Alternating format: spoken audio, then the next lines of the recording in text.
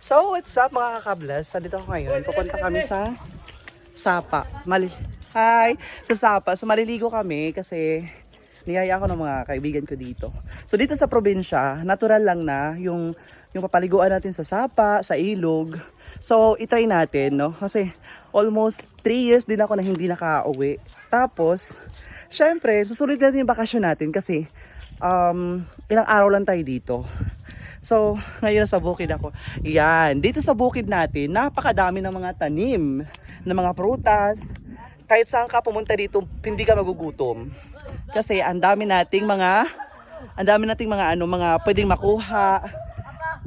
Papakita ko sa inyo kung saan kami kumukuha ng tubig na pang-inom, di ba?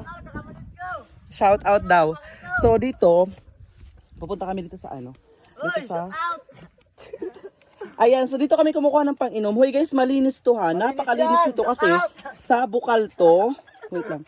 Sa bukal to Naka-vlog ka, boy. Ayan, sa bukal yan galing. Yes. So sige nga, ipakita mo sa kanila kung paano mag-give ng tubig. Dali.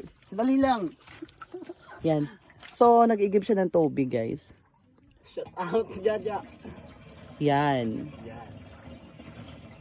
So yung tubig na yan, malinis yan ha. Yes. Diba? Napakalinis na, tingnan mo naman, napakalinaw niyan.